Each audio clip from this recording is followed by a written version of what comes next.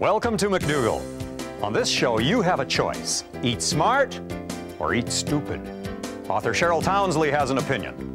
Hello, I'm Wayne Judd, and now that dragon slayer of medical myths, Dr. John.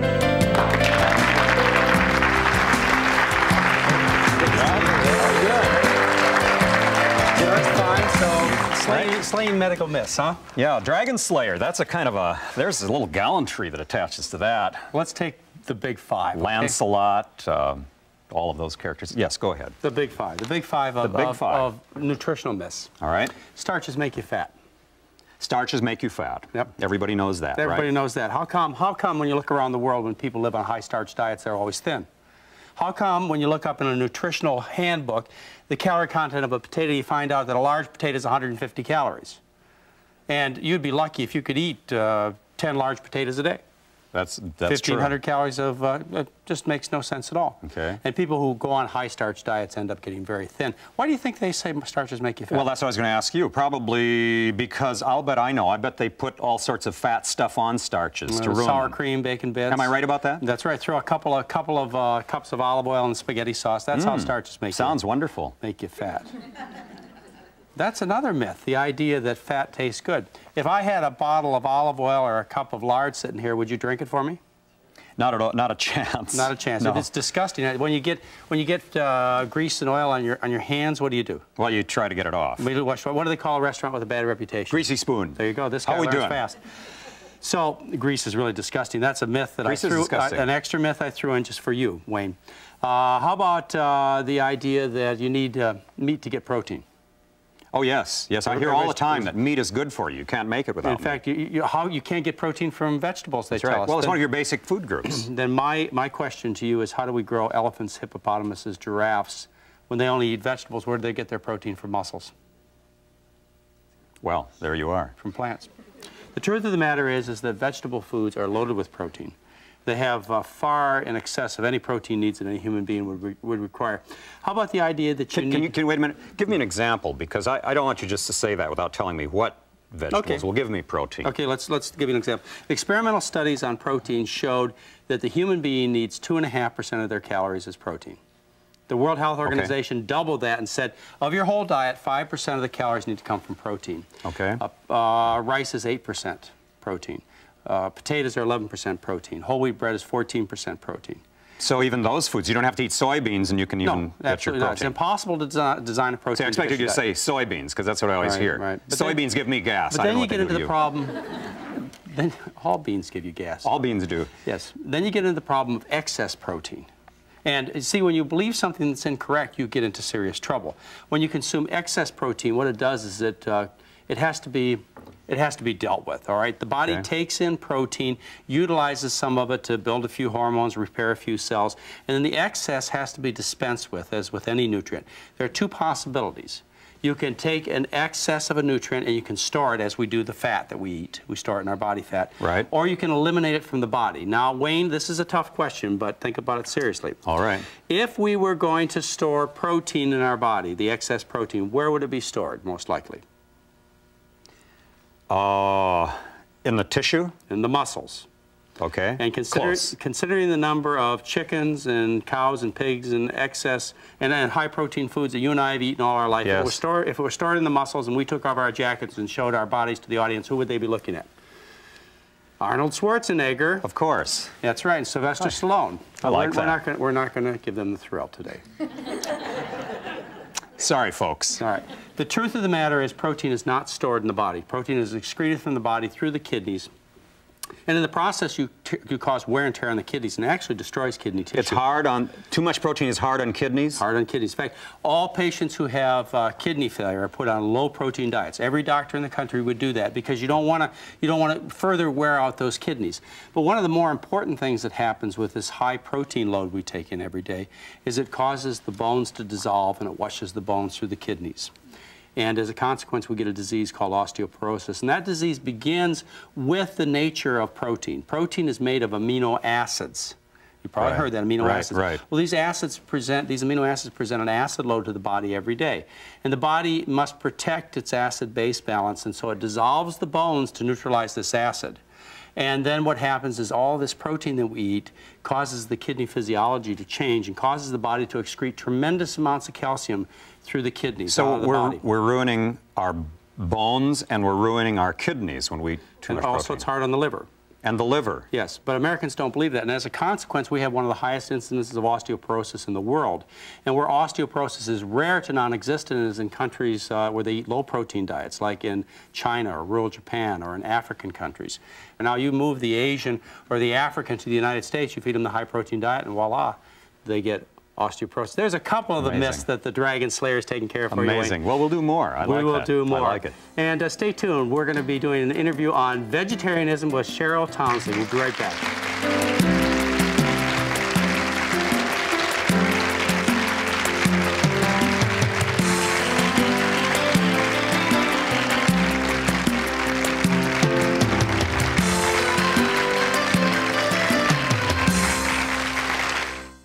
I Learn English, you can also on Hello Channel.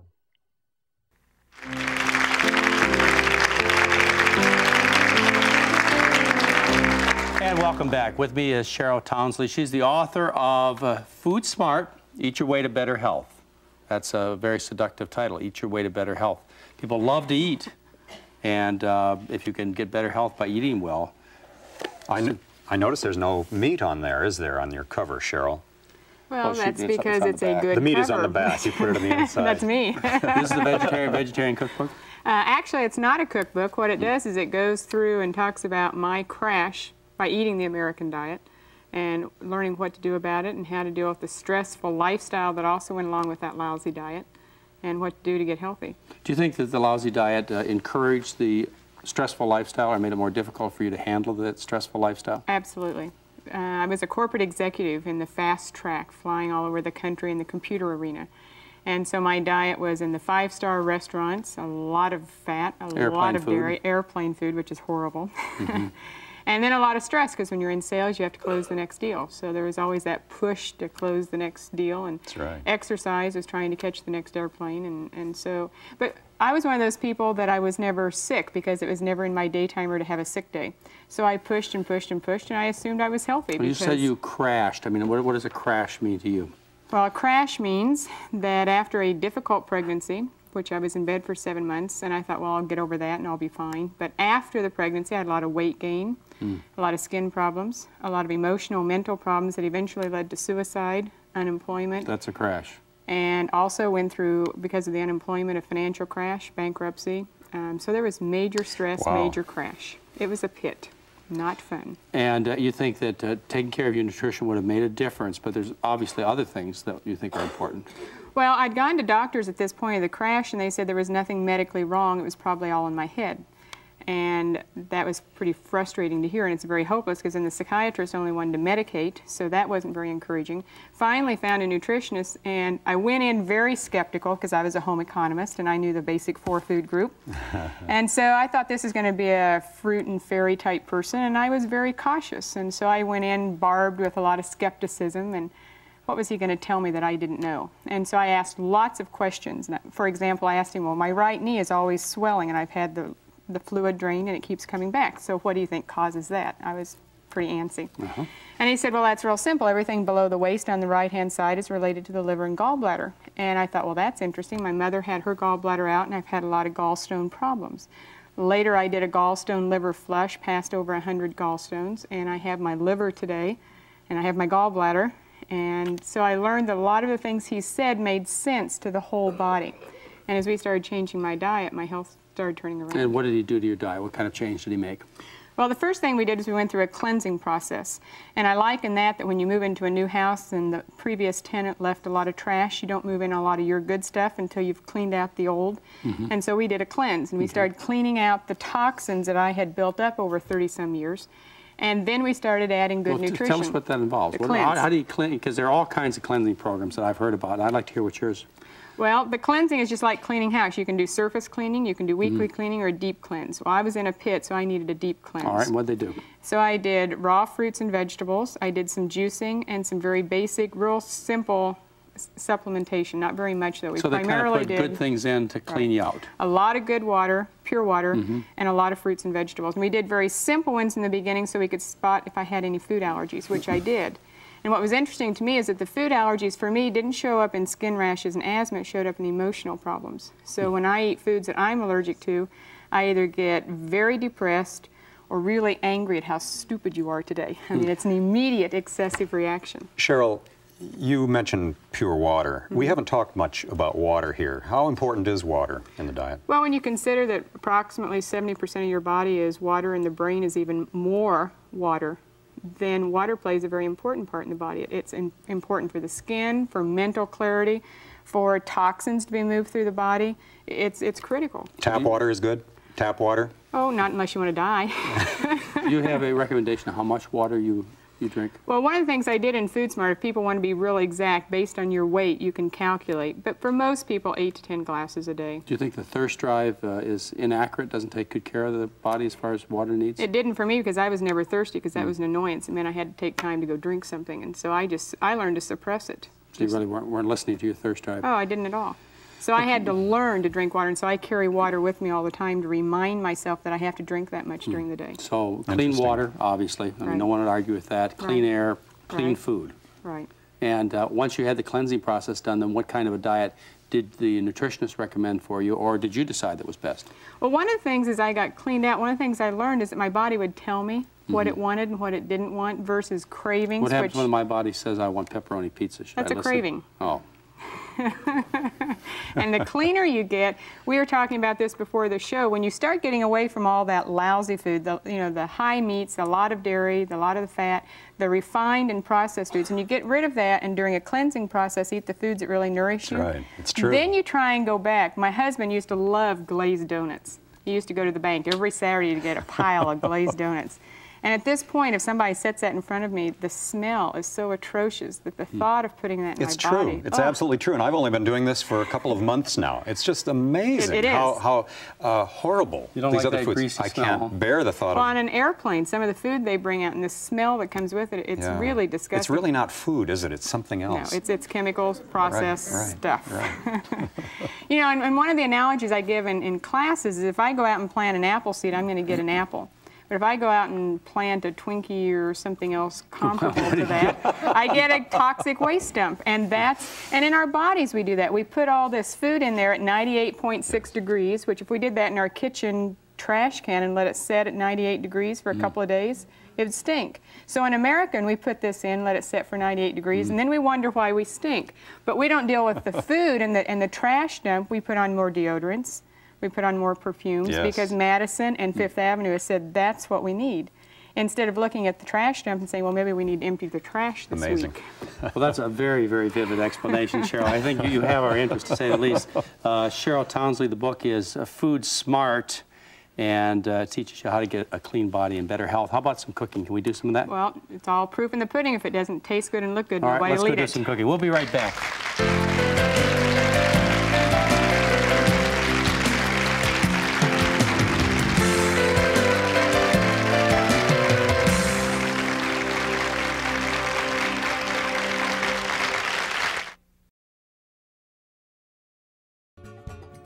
Thanks for watching Hello Channel. Learn the language of the internet, travel, commerce, and diplomacy. Watch Hello Channel and learn English. Do it for yourself.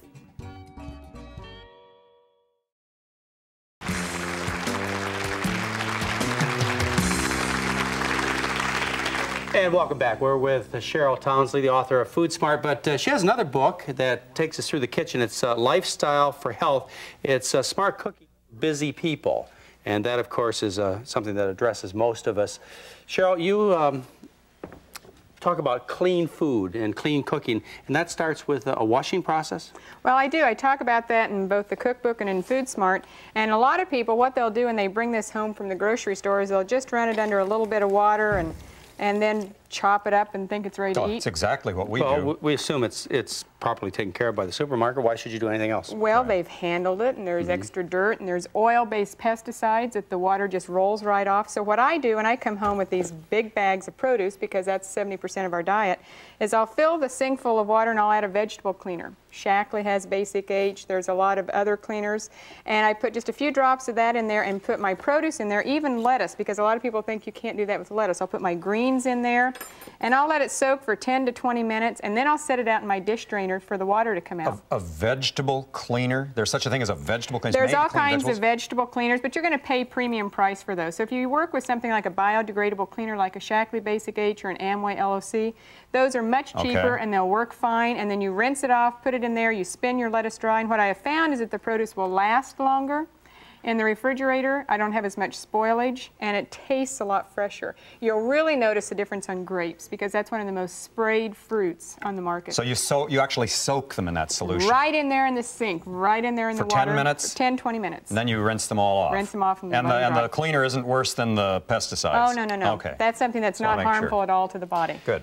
Well, the foods you have over here for the recipe we're going to make, those really wouldn't be cleaned foods, would they? Most of them. I mean, you might do the pepper that you have. The pepper I would have done, and the tomato I would have done. The rest of it is the corn was frozen. It wasn't fresh. If it had been fresh corn, I would have done it. The rice and the beans, I wouldn't have done it. But just having these kinds of foods, because they're low on the food chain, are going to be very low in environmental contaminants. Right. They're going to be much less than the meats and the tremendously, hundreds of fold lower. So you're starting off really well on the pesticide issue, just eating very low on the food chain with your grains and fruits and vegetables. One of the big problems, those of us who convert, which I have, is what do you eat? What can you eat? My wife says over and over again, what shall I cook for you? What shall we make? Well, that was interesting. When we worked with our nutrition, they said we could have these fruits and vegetables, and I said, well, like, what are we supposed to do with this? Right, A whole week of this stuff?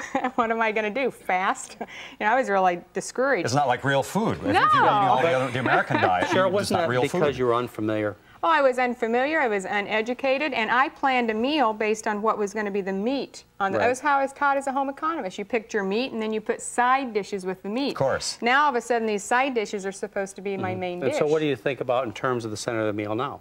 Oh, well, I pick either beans or vegetables. So you pick a starch? A grain or a vegetable, and that's my main dish. And what's so neat about when you start adding these kinds of foods together, what we're making is a black bean and corn salad. And this is rice with some cumin mixed in, because I started understanding seasonings and herbs and how much more flavor that can bring out. That green stuff on top was cumin? Cumin, that's what goes into a lot of Mexican food. How do you spell that? C-U-M-I-N. C-U-M-I-n, okay. Or for the illiterate, it's the cumin herb. I guess I've heard of cumin, all right. And then the other thing that's neat about this is the color. And in processed foods, the only way color is added is with food coloring. Number 5, number 6, number 2. Well, we don't have to do that when you're using whole natural food. Incidentally, are food colorings dangerous or bad for you? Well, if you want to die early. That'd do it. That would do it. Okay. Okay, and so we added some black beans, and in there I give directions if you want to cook it from scratch. But if you don't, there are some canned varieties that are better. Okay, now you could stop right here with the rice and beans, and then wonderful. And then but then people could pick the various fruits and vegetables they like. So you know, this may be a kind of a foundation, and then if they want something green, they could add green peppers or green onions, and the variation is limitless, isn't it? And the thing is that I've done with my recipes is I've made them so simple that if you leave out an ingredient or two, it's not a problem. We're going to add some tomatoes, and if you don't like tomatoes, leave them out. Some people can't do tomatoes because some people have joint problems after eating it. If you add some red peppers, or you could add green peppers to add more color. That's a lot of red peppers. So we won't add that many. And the same thing with the out. spice cumin, you could add cilantro or any other spice that you wanted to. And so people really need to focus on what spices they like. Well, you learn what you like. Yeah. And I've worked on recipes allowing people to vary it based on what they like. And then yellow corn, you could do white corn. This is the most colorful, flavorful, interesting kind of eating there is. Beautiful. I mean, contrast with that with yellow and brown food, which is the American diet, the taste of grease and salt. Look how colorful this is. Aren't these chips aren't these greasy? What? Did they taste greasy? No, they really don't. Those are baked instead of fried. And so what's nice with that, when you put that in a lettuce-lined bowl or on a tray, we'll bring out our finished one here. And see, this is colorful. It's nutritious, and we've added just a slight, that's a non-fat vinaigrette for a little bit of flavoring. The chips are baked, so you get the crunch, you get the variation in texture and in crunch with the smooth. And that's something that's very easy. And what's nice about food like this is you can eat as much as you want. It's like you keep eating, but you never get that stuffed feeling that you might have gotten after a traditional Thanksgiving dinner where you And feel tell like them how much cholesterol is in this. There's none. And how much fat. It's very low fat, it's under 10%. And the carbohydrate and dietary fiber is very high because of the beans, the whole grain all rice. the things you're looking for. And also they should have noticed that this is simple enough that Wayne and I could make it. That's my style of cooking. Can I try a little bit of this? Sure, help That's yourself. great. And we'll be back in just a moment.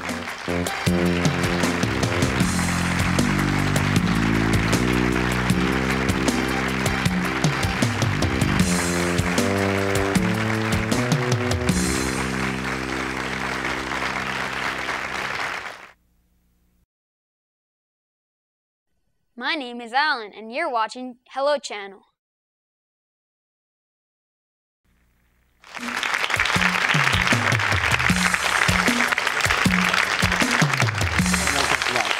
And welcome back. With this, Cheryl Townsley. Her book, Food Smart. And she also has a cookbook called Lifestyle for Health. We have a real deal for you. We have her newsletter, Lifestyle for Health. And you can write us. The address is coming up, and you can get a free copy of this. When people try and make dietary and lifestyle changes, do you have recommendations to get them going and to get them excited about it?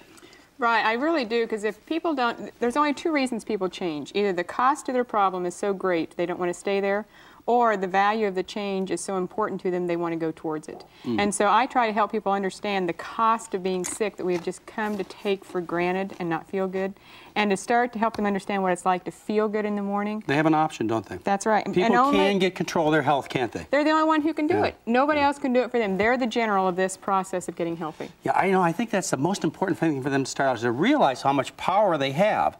And all they have to do is get a simple set of rules that says, eat delicious food. And it is delicious. This is good stuff. I think I'll have another. Well, it gets them out of this victim mode that somebody has to do it for them and that they're destined to be sick by the time they're 40, 50, or 60. Yeah. It's just not true. It's not like you have to add a new activity to your day either. You got to eat anyways. You might as well just pick good things, right? But it's educating yourself, because we're raised a certain way and we don't know better. And so people need to be educated, but they need to understand that it can be easy, that it can be affordable, and it doesn't have to take a lot of time. Right. And you're out there helping them. Give them a good message. You look great. You look the part. Thanks. And that's really important. Got to walk the talk. Well, thank you, Cheryl Townsley. That was really great information. Thanks. And please join us next time.